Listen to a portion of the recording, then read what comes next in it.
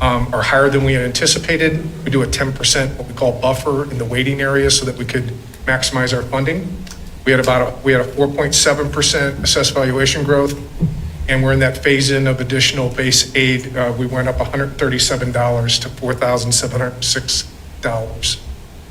This is just a historical look. As you can see, it's currently on the rise. We have one more year of implementation, I believe, and then it goes to a CPI index annually after that.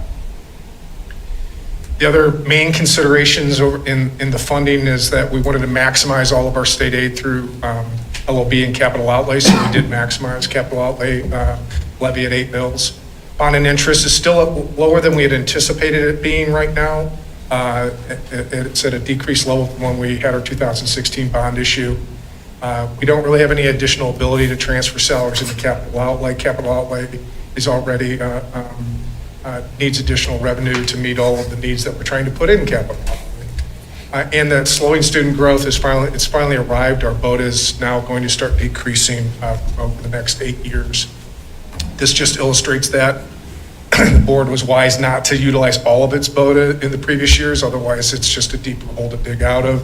We are now at $19 million, which is your full authority to utilize. But in previous years, you had anywhere from $3 to $6 million that you did not utilize. Otherwise, we would have had to find that much more savings going forward.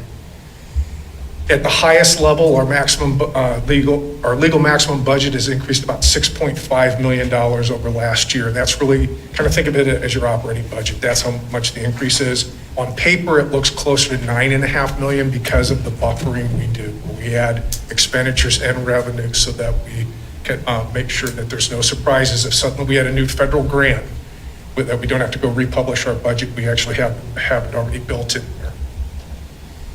This is fund by fund, the mill levy impact. As you see, overall, our levy is going to decrease a little over 1 mil. The only levy going up is special liability fund. We just need to replenish that fund due to some settlements. Why some of the reasons for the change is mainly it's the assessed valuation. As assessed valuation increases, usually levies roll back slightly, the ones that are required by a calculation. Some of them are within your purview, such as extraordinary growth, BOTA. You set that at your max or something less. We're using all of our maximum authority. You don't really have another place to go within any of our levies for additional funding. This is how the tax bill always appears. It's 3 lines, even though we have 8 levies. Once again, it'll show that 1 mil decrease. But that revenue neutral rate, where you just passed the resolution to exceed it, if you look at the second column, it says FY 2022 neutral. The county provides us that rate and says that if we were to not raise an additional dollar through our levies, you would roll the rate back to 65.708, and we generate the same dollars we did last year. Our actual levy that we're going to recommend this evening is 68.108. So that looks like it's a 2.4 mil increase. The issue is you have no control over the 20 mils. That is by state statute must be 20. So you have in play about 1.3 to 1.4 mils that we're exceeding the revenue neutral rate. You could roll back the capital outlay levy. However, we need capital outlay revenue to support our expenditures. And all other funds really only is about 0.1 mil difference. It barely went up, but those are your 2 areas that are in your control. That equates to about $3.8 million of revenue, that exceeding rate, which we needed for our budget. Just to put it in perspective, we had that peak when we were opening some large schools, but we are slowly clicking down. That'll be forced down through BOTA for the next several years, regardless. But if we have any valuation growth, you're going to exceed the revenue neutral rate on the 20 mils always, because you must do it. And I can't roll you, and I cannot roll it back. So that's kind of the high-level summary. And if you adopt the budget tonight, we'll submit by September 20th to the agencies that we have to. Any questions? Hey, Mr. Hutchinson, I'm sorry to bother you with this one, but we normally just do this once. We're doing this twice this time because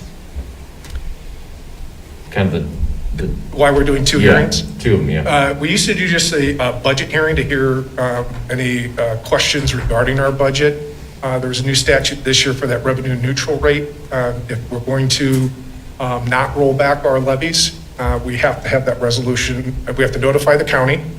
The county will send a personalized letter or email next year to residents and let them know that financial impact. And then you have to hold a hearing to hear from the public and the opposition or ask questions. So it's become a two-step process. Okay. And because of that mailing, our budgets are getting later and later. That's why the September 20th deadline, even though we're 2 months into school, we can't have this hearing before September 10th, I think. I have to look at the exact date. Okay, thank you. Any other questions? I know I asked at least half of this a couple months ago, but I was just going to ask again, revenue neutral rate, that does not include inflation, is that correct? That's correct. And does that include growth in students? It does not. Okay. All right, if there's no other questions, I would entertain a motion. I move to adopt the 2021-2022 budget as presented. Second. All right. Good. Mr. Beveridge? Yes. Ms. Schultz? Yes. Mr. Gary? Yes. Mr. Whitcliff? Yes. All right, and on to 4.01, resolution to reimburse capital expenditures. Do you have any discussion on this, Mr.? No? Just to mention, we do have the ability, if we proceed with a bond issue, to pay ourselves back for the Lindenwood building purchase. It's just you have to go on record wanting to do that within the next 15 days. It's sort of a time limit from the time you take possession of the building. Then we have up to 18 months to do a bond issue, but at least this will go on the record that maybe we'll have that flexibility as we're playing the bond issue.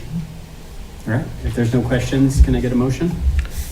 Move to approve a resolution declaring the intent of USD 233 Johnson County, Kansas, Olathe to reimburse certain capital expenditures with proceeds of tax exempt bonds. Second. Motion by Mr. Whitcliff, second by Mr. Gary. Ms. Schultz? Yes. Mr. Gary? Yes. Mr. Whitcliff? Yes. Mr. Beveridge? Yes. All right, and with that, this meeting is adjourned. Thank you. Thanks. Thank you. Thank you.